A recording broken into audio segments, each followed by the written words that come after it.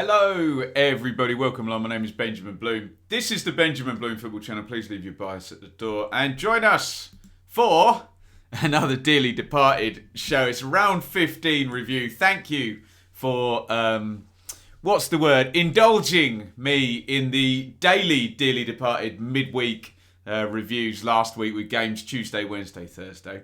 Thankfully, we can do it all in one hit. And all our dearly departed teams, or the majority of them, played actually yesterday on Sunday. So here we are on Monday morning, catching up with the fortunes of Leeds, Villa, Norwich, Watford and Brentford, who are our 5 dearly departed teams this season. The ones that I covered in the Championship that got themselves into the Premier League. And we don't want to stop talking about them, no. And we'd love you to keep talking about them. So do get your views if you support any of those teams in the comments. Do hit subscribe if you support any of those teams as well. And even if you don't, you're more than welcome to come in and join the debate and have your say. We're going to get into all of the action for those 5 teams. Not too bad this weekend at all, I would say.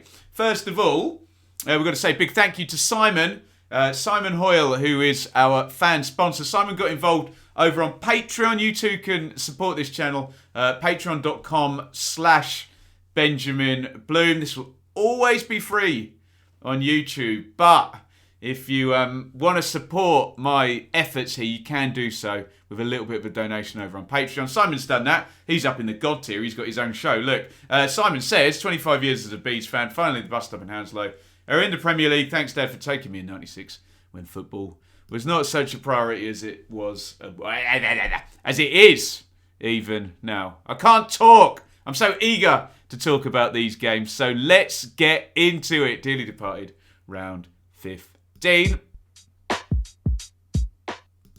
And first up, we have a new dearly departed leader. You'll see I've flashed up Aston Villa on the screen there. And for the most part, since they won on the opening day of the season, we've been talking about Brentford first in these videos. They have been the highest ranking teams, but Steven Gerrard has come in to Aston Villa, won 3 out of his first 4 games, and now the Villa find themselves up in 10th position. If you remember watching our show last season, it was always Leeds and Villa. They were neck and neck virtually for the whole season. I think Leeds ended up 9th and Villa ended up 11th. So Villa right in that position, or in that area of the table now.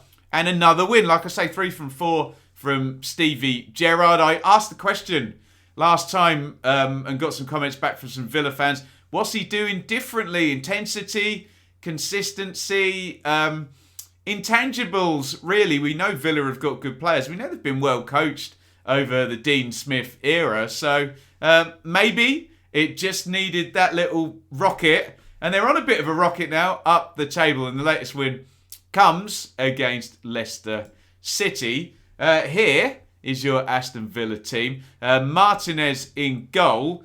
Cash, Konza, Mings. No Target. It's Ashley Young helping out there at left back in this one. We've come to now expect, early in the Steven Gerrard era, a 4-3-3. And there is your midfield 3. It's Douglas Luiz, Marvellous Nakamba and John McGinn across the middle there. And the front 3, Buendia, who's found a hole there on the front left. We're used to him being on the front right for Norwich. Watkins down the middle. Jacob Ramsey, who Stevie Gerrard seems to like very much. He's playing him and he's contributing, young Ramsey. Villa's opponents here. Leicester City, who a little bit up and down, aren't they, this season? And, well, we'll talk about set play problems. Leicester dropped below Villa just on the goal difference after this one. They are in 11th spot now. And they line up, remember, with high expectations, Leicester. Now, Schmeichel in goal. Castagna, Evans, Soyuncu, Thomas, Dewsbury Hall. We'll stop on that one because covering the Championship, really pleased to see Kiernan Dewsbury Hall starting in central midfield. It was great for Luton last season. Ndidi, Lookman, Maddison, Barnes, Patson Daka starts up top. Jamie Vardy on the bench. The great Jamie Vardy. Is this the future for Leicester now? Patson Daka with Vardy.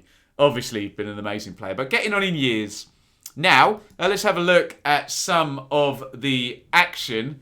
And that is not the opening goal. That's the second goal. That, my friends, is the opening goal. And you can see Leicester taking the lead here on 14 minutes. And the aforementioned Patson Daka plays the ball into Harvey Barnes. He's another one we covered in the Championship on loan at West Brom. He was very, very good for them. Comes in off the left, and it's really clever. He knows when he makes that shot that the block is coming from Konsa. Look at the angle of Konsa's body. He's not quite straight on. So as the block comes out, the legs come apart, and Barnes knows he's probably either going to win a corner, it's going to bounce off Konsa and go out, or if it goes through, Martinez is not saving it.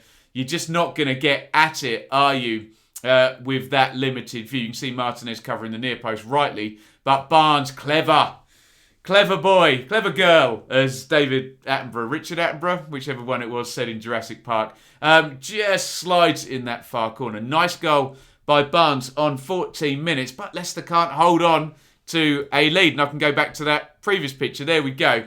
That is Emi Buendia heading on for the corner. There was a big sort of offside shout. He's clearly onside, actually, Ezri Konsa. Look at him, number 4. In fact, he might have 2 players playing him on. Well, we look for 2 always, don't we? But you know what I mean, 3. It's not even like there's one person and we're looking for the offside line there. But Konsa just prods that one in, gets the slightest touch, and gets himself a goal. Not for the first time in this game too. Now I need to press the button twice. There we go. Pictures in wrong order here. Here's an interesting one, because Jacob Ramsey has the ball in the net just before half-time. In fact, first half stoppage time. You can see Kasper Schmeichel diving out there, pops his hand on top of the ball. I don't know on this one. Obviously, when you watch the VAR, it's a super slow motion. So Schmeichel kind of goes like that and he covers it. And you can almost convince yourself he's in control of the ball. And I remember when we used to play at school, it used to be 2 hands. Got to have it in 2 hands. Obviously, those are not the law. The wording of the law is the goalkeeper has to be in control of the ball. Ergo, as we saw with Thierry Henry, if the keeper is... Oh no, he tosses it up in the air to kick it with Henry. I'm thinking of Andy Dibble and Gary Crosby back in the day, where he heads it out of his hand. That would obviously be in control of the ball. So basically, you can't challenge possession of the keeper whilst he's handling the ball.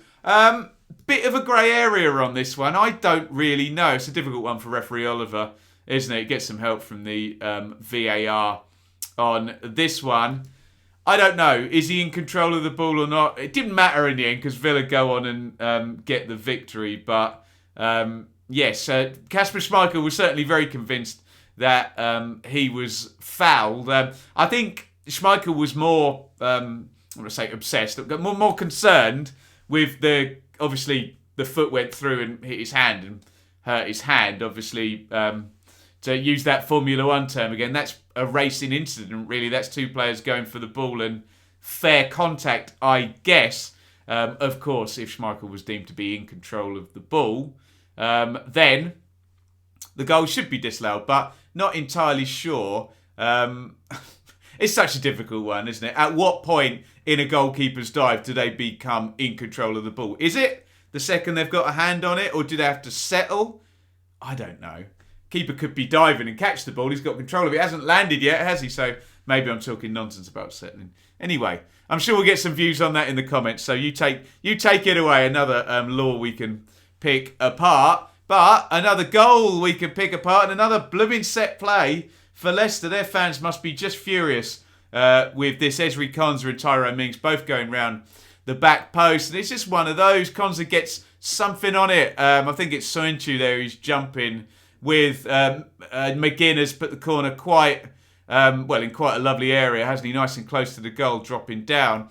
And you watch it back in the replay and you think, well, that's virtually the only place he can head it. He's just trying to get something on target, Konza, and he just squidges it in the tiniest gap. And I think Schmeichel gets something on it and it goes over the goal line. Konza gets his second goal. Villa get their second goal. And Villa get the win from behind. Indeed, I must say, Ollie Watkins is played in for 3-1. Probably should score. It's good goalkeeping actually by Schmeichel, but you're looking for a little dink or a little one round the side there, and Watkins is on the score sheet as well, possibly at the end there. What do the numbers tell us? Well, go straight down and look over on the right-hand side at the XG for Aston Villa. 2.23. So that is a highly viable number. They created plenty in this one. The rest of it, though, is actually quite tight, isn't it? Leicester have got it quite heavily on the possession, 59-41. 13 shots to 12 in Villa's favour. 5-4 on target in Leicester's favour, 6 corners to 3. 4 big chances to 1, though. That is the one, isn't it? You've got to play the penalty areas, haven't you? And that's what Villa managed to do. You've got to play the set plays as well, and that's what Leicester are continually not managing to do. So, we'll look at the table later, but it's a great start for Steven Gerrard. They're already up to 10th, 3 wins in 4. For those of you who like to believe in the old new manager bounce, this is one for you guys. 5 defeats followed by 3 wins in 4. Does that prove the argument? I'm never quite so sure about that. And I made a note before I started recording. Yes, he has got Liverpool and Chelsea in the next 6, Gerrard. He's also got Norwich, Burnley, Leeds and Brentford. 20th, 18th, 14th and 12th. All teams below Villa in the table. So, can they get 3 wins from those 4 games? In which case, they're going to become a very viable top half challenger. Get your comments in. It was Aston Villa 2, Leicester City 1. Okay, we are on to game number 2, and it is a dearly departed derby. It was Leeds 2, Brentford 2. Brentford, yeah, they're going to have to go second now. Villa have usurped them in the league table. And it's another late goal at Elland Road. We had one in midweek for Leeds, didn't we? Rafinha's late penalty against Palace giving them the win. Pat Bamford makes his return and gets a 95th minute equaliser in this one. Worth. More from Mr. Bamford later. Let's do the teams here. Brentford going through the 3-game week. Win, lose, draw. So fairly middling, but they were very close to having 2 wins and 6 points from this week. There are the teams. Now, people get very emotional about Bielsa and formations and whatnot. So, yeah, don't get too het up about how SofaScore have projected those players. We'll just read their names, shall we? Meslier in goal, Cooper, Llorente, and the returning Luke Ayling. So Ayling and Bamford back in one go, for goodness sake. You love to see it. Firpo, Forshaw, Phillips, and Dallas. Rafinha, Roberts, and James. Remember, Bielsa, it's 4-1, 4-1, but then when the opponents play a front 2, we tend to get 3 across the back, and it can be 3-3-3-1. So, yeah, you judge that however you see fit. And, yeah, I'm sure we'll get some comments from Leeds fans about the team shape, but not often 3 at the back with wing-backs, let's just say. It's a bit more narrow than that, isn't it? So, we'll try and figure out how far forward either Calvin Phillips or Adam Forshaw managed to get themselves during this game to answer that question. Anyway, we know what Brentford are going to do, and they're very much going to play that system we're talking about, 3 at the back, because they've played it all season and to end out last season in the Championship as well. Still no Raya in goal, Fernandez in for the Bees. Still no Aya or Zanka at right centre-back, so Charlie Good is still there. Pontus Jansson and Ethan Pinnock alongside him. Of course, Pontus Jansson, that was a big deal, wasn't it, when he left Leeds for Brentford after that first season under Bielsa and the defeat in the playoffs. He makes his Elland Road return. Wingbacks here, Roslev returns to the side at right wing back. Rico Henry at left wing back.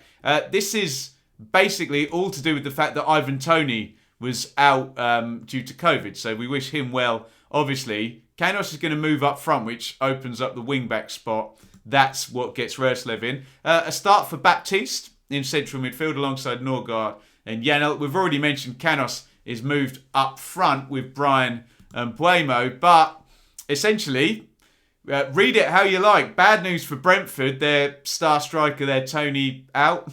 Good news for Leeds, I guess. And of course, yeah, we wish Ivan Toney well there with COVID. I'm sure he'll be back fighting fit very soon. Here is the opening goal in this one. Tyler Roberts is the goal scorer. And we talked about Tyler Roberts a fair bit in the last few weeks here on the channel. All really in respects of how Leeds sort of get over this absence of Patrick Bamford. And was it going to be Rodrigo? Was it going to be Joe Gerhardt? Ends up being Tyler Roberts. But now Bamford may well be back. Roberts gets himself a goal. If he is signing off as the starting number 9 in the very immediate term, then he's signed off with a goal. They get a bit lucky. It works in their favour here, Leeds. It's a good move, and Rafinha's going down the left. His first cross is blocked, and what that allows to happen is Rafinha can then step inside to a more desirable crossing position, and Roberts, who actually started the move, is now nicely arriving onto the play. Roberts, you can see there, arrives in the box. Lovely cross by Rafinha, and it all works out lovely for Leeds, doesn't it? And Roberts slides the ball in past Fernandes for the opener there. By the way, should mention Liam Cooper out, after 15 minutes in this one. Jack Harrison in. So you would think an injury worry there for Cooper. I'm sure our Leeds commenters will tell me more about that. Here is the equalising goal. We are into the second half, and this is Shandon Baptiste with the equaliser here. A bit of a weird one, actually, because it arrives at Baptiste. I think, was it Canos set it up? Possibly a deflected cross. You can see Tyler Roberts not quite in his zone. None of the Leeds players think the ball's going to come back from that angle. And then Baptiste kind of almost seems surprised himself because he sort of mishits it, doesn't he? He doesn't hit it totally cleanly. Ball then bounces, and you can see where Mellier's looking, and it's going to go the other side of Brian and Buemo there, and it goes right in the corner. If he hits that cleanly, everyone says good finish by Baptiste. But half the battle in these instances, hit it early, and that's exactly what he does. He arrives on, hits it early, and Brentford get the equaliser on 55. Matt Click comes in. Sorry, I keep getting them wrong, don't I? For Calvin Phillips as well. So Phillips and Cooper both leaving the pitch in this one, probably before Leeds fans would have wanted to see that occurring. And another thing they wouldn't have wanted to see occurring is this goal. But it's a good goal, I have to say, by Sergi Canos. He does miss this chance first. Clipped in, you can see Roslev well off the pitch there, but he's dinked in a lovely cross, and Canos has to score there. He's just arriving on the back post. Who's he getting in front of there? I can't quite tell. 15? Stuart Dallas, is it? Just gets up above him, and he can't head it in on target. But here comes the actual goal for Brentford, and they take the lead here. It's really nicely worked. Brian and Buemo with a lovely ball kind of inside as Canos goes outside touch, and he drills that into the net and does his turn, doesn't he? Canos gets put up front, scores the goal here, sort of sets up the first one, give or take the deflection as well. So when you're looking at, did Brentford miss Toney too badly? Well, when you think his replacements got virtually an assist and a goal as well, that mitigates the loss of Brentford's star man, Toney. 2-1 to the Bees. This is a great save by Fernandes. It's Luke Ayling actually gets the head on to this one. tipped around the post by the keeper. By the way, Patrick Bamford is on now. 68 minutes, Bamford in for Firp. I can't remember the last time we saw Bamford, but such a good player and an important player for Leeds. Not just the goals. Remember, playing these little balls around the corner, coming short, joining in the play, triggering the press, all of that good stuff we know about Bamford. Leeds fans will hope that will be returning. They hope the goals are going to be returning as well. Yes, they are. Straight away, Bamford into the game for less than 30 minutes here. And an interesting goal, but an important goal as well. Leeds equalising in the 95th minute. In comes the corner. Ayling gets a flick on it. He does punch his weight in the air, Ayling. Doesn't strike me as a tall player, but he runs at everything, leaps at everything, gets on everything, does he? Or if he doesn't, he makes his presence felt, doesn't he? Bamford arriving there, and it is Charlie Good, isn't it? And I know we don't want to pile in on a player here, but I know Bees fans have certainly told me, oh, Ben, Good, it's a quick step up from Northampton. He didn't play very much in the Championship. Certainly wasn't alongside Dalsgaard last season as well, Pinnock or a Janssen as a first choice. Even they ended up sticking Christian Norgard, a midfielder, in there ahead of Charlie Good. So he's doing a turn, but he's just off Bamford here, isn't he? Who thighs the ball in off the bar. It's just a case of make the run, be in the right place, get something on it, score the goal. You can see the keeper's done there with the good delivery from Rafinha and the flick.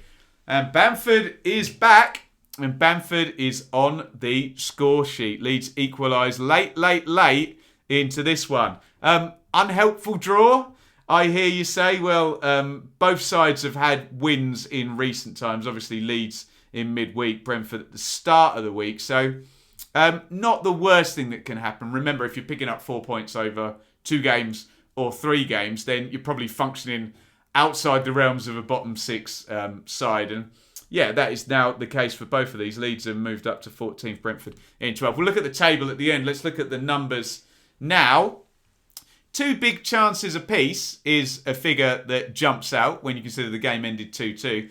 Leeds have it on the XG there, 1.44 to 1.04, but perhaps it's actually the 2 Leeds goals that padding that number and making that nice and high. So maybe the other chances don't come out that big. You can see not very many other big white blobs there. However, Leeds on possession, 63%. Leeds on shots, 13-9. Leeds on shots on target, 6-3. Leeds on corners, 5-1. So other than the XG big chance figures being reasonably close, everything else seems to be intimating that even though Leeds scored late, they'll feel they deserved something from the game. However, from a Brentford point of view, you know what it's like when you're going into stoppage time a minute 95, you consider it 2 points dropped. You forget the game state for the rest of the minute. It's just, can you play the stoppage time and not concede a goal and you're going to win the game? And that obviously didn't happen for Brentford. Big picture, Leeds are slower than I expected, I have to say, but kind of moving back in the right direction. And I've been coming on here week after week saying, get Ayling back, get Bamford back, things will look different. They're both back now. Let's see if I'm talking absolute nonsense then. And we'll see how Leeds go with those 2 players who I consider key players back. Remember, and I don't know the extent of this, but Cooper and Phillips did both go off as well in this one. So hopefully it's not in one ear, out the other in terms of good players appearing or disappearing for Leeds. Brentford 17 points from 15. They've slowed things down in terms of the really bad run. It is 5 points in the last 4. So as long as Brentford are close to a point per game now, they're above it and they continue that, they're probably going to be okay, and they're projecting that 38 points, which is, I suspect, going to be enough this season. That said, wins would be nice, and getting Ivan Toney back would be nice as well for Brentford. Obviously, he's very important to them. Get your thoughts in on a dearly departed derby with some late drama. Leeds 2, Brentford 2. Down at Vicarage Road, it was Watford 1, Manchester City 3. But I think the horrible run for Ranieri in terms of those fixtures is over. When he took the job, we knew it was just a heinous run. Liverpool, Everton, Southampton, then Arsenal, Manchester United, Leicester, and then Chelsea and Manchester City. So, small mercies, that run is over. And if you're a Watford fan, I'm sure you've already looked ahead at Brentford, Burnley, Palace, Wolves, West Ham, Tottenham, Newcastle, Norwich as the next run of games. So that will be burned into the minds of Watford fans. But we do need to talk about another game against an elite team. And Chelsea and Manchester City, okay, both at home, but both within a few days of each other. Is not the one, is it? However, Watford gave it a pretty good go against Chelsea. This one, it felt like there was a little bit more of a distance between the two teams. I was sat here kind of optimistically saying, well, nice and competitive, but it did look like Manchester City were a little bit more comfortable here than perhaps Chelsea were. Let me know your thoughts on that idea in the comments. There is Ranieri's team, so still no Foster, Bachmann in goal. Danny Rose, who was not very popular amongst the Watford fans I was reading on Twitter after the game. Give me your thoughts on that. Cathcart, Troost, Ekong and Firmino across the back. Midfield sort of triumvirate there in whatever form you want to call it. Loser, Cleverley and Sissoko. And we've been impressed with this lot. Emmanuel Dennis, whose goal contributions are fabulous. I think it was 11 in 12 games or something crazy going into this one. João Pedro and Josh King. And remember, they're doing this in the absence of Ismaila Sarr, who most people probably argue is Watford's star player. So there are positives here on the back now, hopefully behind them, of this heinous run of games Watford are going to have. Let's do that thing where we read one of these elite teams out and gush at all their litany of star players, but you have to acknowledge the quality that Manchester City have accumulated. And God, their record against Watford, someone tweeted that as well. Goodness me, Watford don't have fun against Man City, do they? Edison in goal, Walker, Diaz, Laporte and Cancelo across the back. Bernardo Silva, Rodri, Gundogan, Stirling, Grealish and Foden. So Pep's having fun and games without really playing a striker there. Jack Grealish, we sort of wondered when he joined Man City, what role will be? He can't stand out on the left wing and stop and receive the ball and dribble and whatnot like he did at Villa. He's in the number 9 position here, so there you go. Pep continues to surprise us. What doesn't surprise us, though, is that Manchester City took the lead very, very early into this one. And maybe this is the goal that got the ire of the Watford fans pointed at Danny Rose. Foden's gone down the left. You can't see him in the shot. And look, what happens is Grealish makes the run to the near post. He obviously drags Cathcart with him. Sterling's made the run inside then. And Rose obviously isn't tracking Sterling. And he's got a hell of a lot of space. And we've said it many times when Raheem Sterling has scored against one of our dearly departed. In terms of, and this is not like a natural number 9 type thing, but in terms of a wide forward getting on the end of stuff, arriving and finishing first time, Sterling has just been one of the absolute best at positioning himself, timing the run. We saw it for England as well in the Euros as well. And it's not a surprise to see him on the end of this stuff and putting the first time finishing 1-0 after only 4 minutes of this one. Here comes number 2. Well, we got another big chance here first that I'd forgotten I put the picture in, quite frankly. Grealish gets played in. Cathcart is sliding in. I think the picture there makes Cathcart look more of a favourite than my eye test actually made it. I think Grealish should probably score there, but normal caveats there, not a striker. And Watford survived that one. Here is, though, the second goal. Bit of a weird one. Bernardo Silva manages to get in there.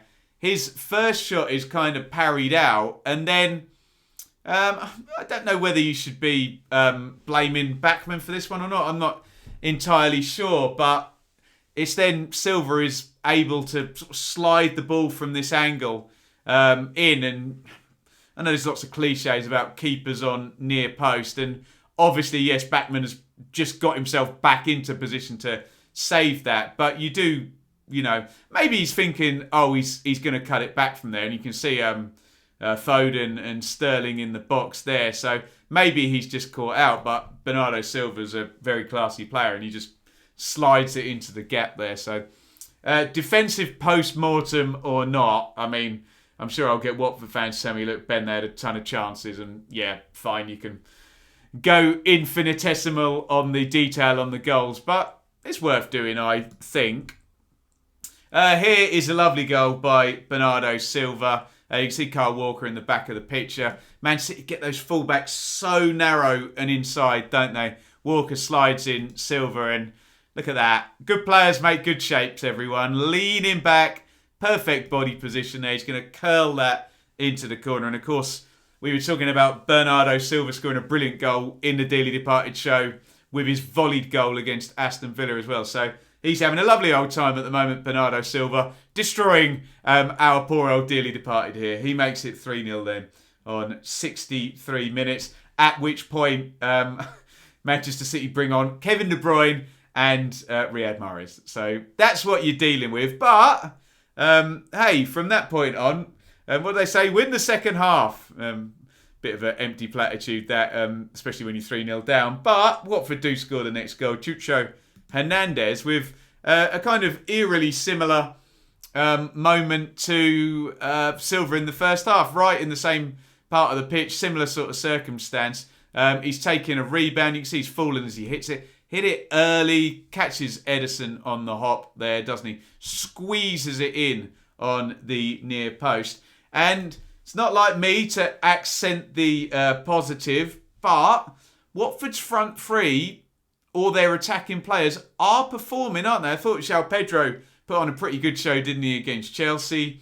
Emmanuel Dennis is certainly performing. Josh King's got goals against Manchester United, hat-trick against Everton. Didn't he? And now Hernandez has come in and done that. And of course, there is Ismail Assar as well. So if the idea here is that Ranieri is going to set up, as he's very good at, in a good defensive shape, play on the counter, he's got a lot of experience in central midfield with Sissoko, Clevy and Louza. You need these front players to be getting goals and assists. And frankly, they are, aren't they? Obviously, prefer to shut that door at the back, and maybe we may see Sierralta return, I don't know, or will we see a centre-back or a defender of some description coming in January? I've heard that as a wish from plenty of my Watford friends, put it that way. Here are the numbers. Obviously, look, it's a highly viable win for Man City. Look at the shot map. They just pepper the goal. And what I've found doing this job is this happens with Man City. They have a ton of shots. Teams obviously just are afraid of them and defend very deep. So often it is an accumulation of lower quality chances. But look, 3.61 on the XG and a fair amount of big light blue blobs on there. I don't need to go too deep into the numbers because look, 5 big chances to 1, 77% possession, 26 shots. It wasn't as close as it was against Chelsea. Let's just say that. And Manchester City are now top of the table and on a nice, lovely old winning streak. First world problems and issues for those Man City fans and good old Pep in the dugout. But our attention here, our angle, as always, is Watford. And look, let me say the difficult run is over. A better run is there going forward. There's a strategy, as I mentioned, may need some help with some defensive recruits, but those wide forwards and the number 9 are getting goals and assists, and Watford have been more competitive than I thought they would be on this run of games. And big picture, when you add together Ranieri and Xisco's points totals, it's nearly a point per game. Obviously, there's been 4 defeats in 5 on this bad run, but were Watford to win their next game, they'll be at 16 points from 16 games. And you know me, I'm fixated on that mark. 38, 1 point per game. Big Sam agrees with me as well. They're not far off it. They're one game off it, essentially, aren't they, Watford? And I think I already mentioned it. It's a dearly departed derby, isn't it? It's Watford versus Brentford. I think I've got that right. Forgive me if I've got that wrong. But, yeah, interesting. Anyway, in the meantime, get your thoughts in on Watford 1, Manchester City 3, and any of those other factors that I've chosen to focus on rather than a defeat here for the Hornets. Right, last one. I'll dive straight in without an edit. How about that? Tottenham 3, Norwich City 0. And without being a dearly departed apologist here, or a Norwich apologist here, did that flatter Spurs? I don't know. We'll look at the pictures and we'll look at the numbers. Let me put it a different way. Certainly 0 goals didn't flatter Norwich. Should have had a or some goals in this game when you look at the chances that they did manage to create. And I've been saying my concern about Norwich, and we're going to find out now whether my concern is going to come true, is that, you know, Farke won a game, left. Smith arrived, won a game, 2 draws, 8 points, 4 games. Are we going to look back, either at the end of the season or even in 10 games' time, and see the points per game whoosh, go like that and there be a big peak? We hope not for Norwich's sake, but we're going to find out now because there's a defeat in the column now, and what happens going forward essentially determines whether that does become a peak. And can Norwich do, and let's be fair, they're going to have to do it 4 times in the season, a little 8-point run. That'll get them to 32 of the points that they possibly need. There are better ways to do this in terms of consistently scoring points, so that'll be what Dean Smith is certainly gunning for and what the Norwich fans are hoping for. Here is your team. Krul in goal. A change of strategy here. 3 centre-halves, and we did see Daniel Farke do this, didn't we? Omobamidele joins Hanley and Gibson. Williams and Aarons, well, you tell me. Are they wing-backs? Are they full-backs? Who cares? What's in a name? McLean, Gilmore and Lys Melu across the middle.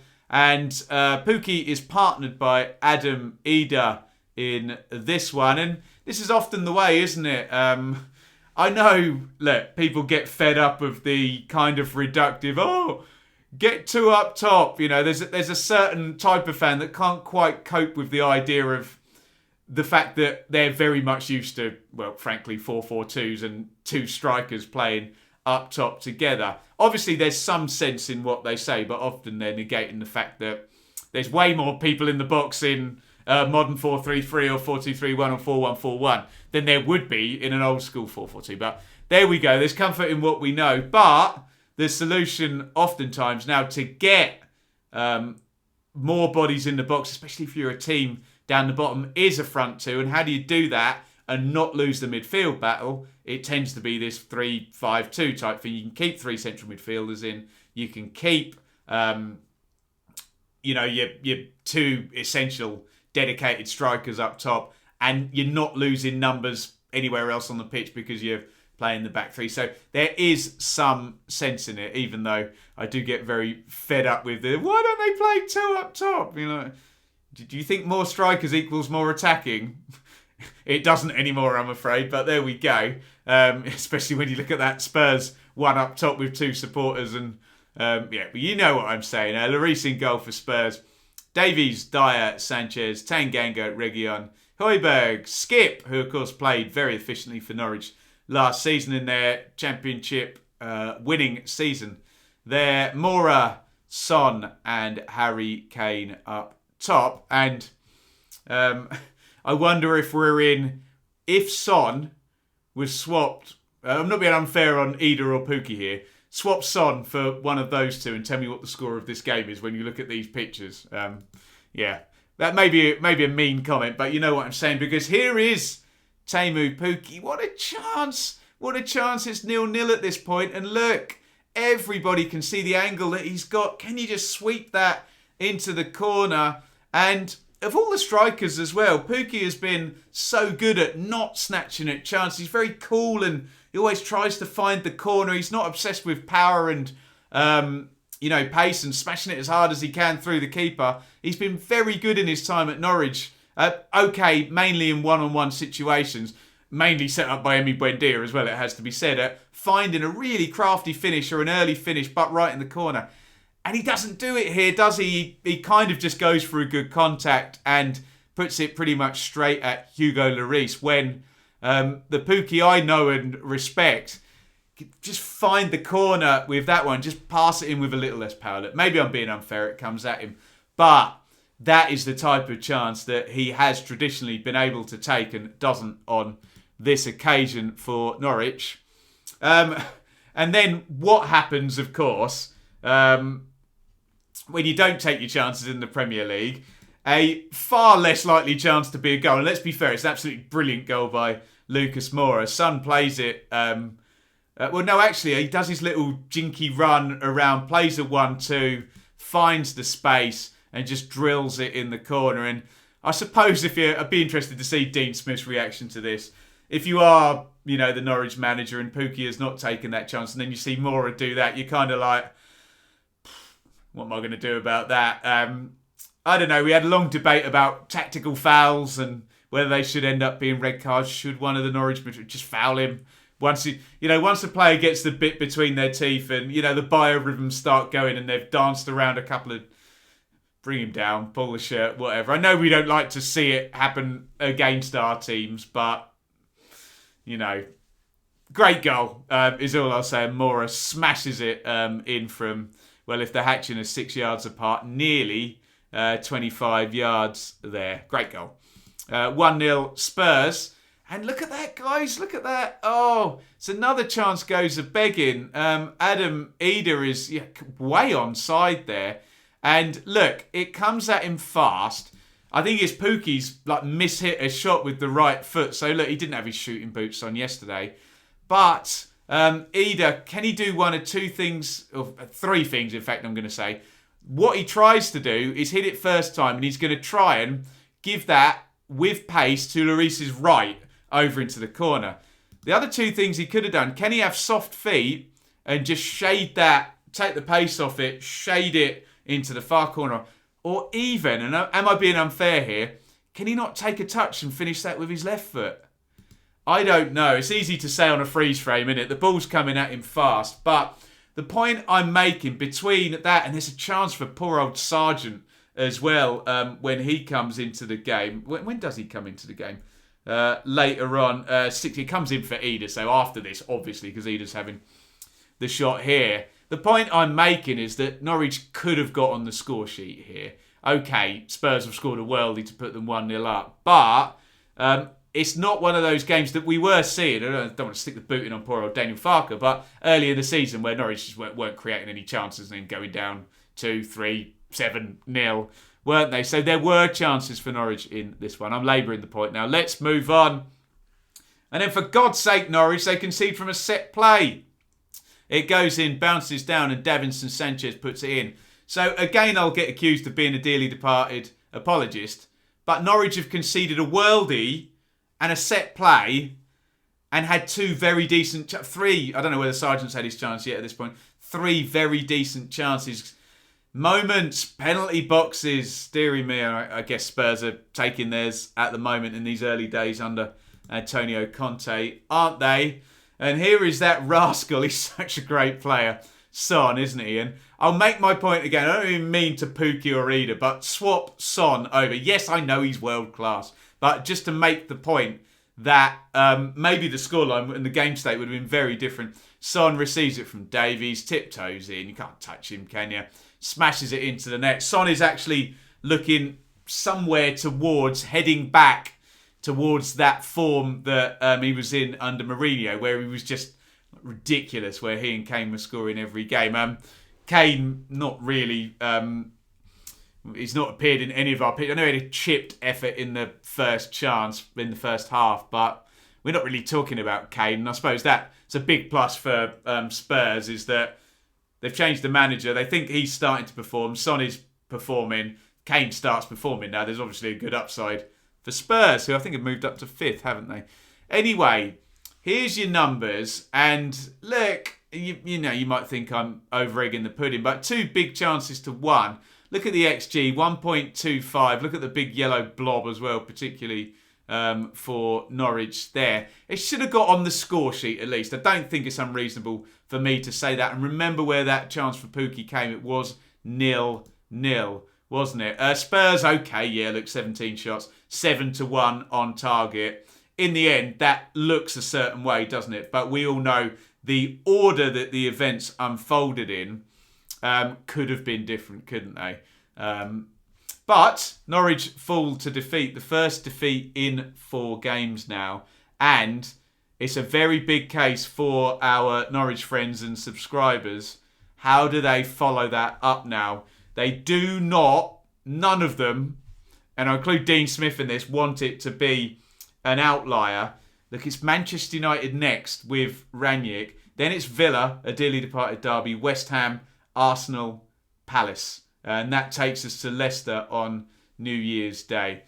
Got to get a win in there somewhere. Got to get a draw or 2 in there somewhere as well. Some difficult games. But I don't want to be sitting here saying, oh, well, I was right. I thought it was going to just be a little hump in the points per game. They need to spot a few in going up to New Year's Day, don't they? And, then maybe Palace, Leicester, Everton, Watford, and then Palace again.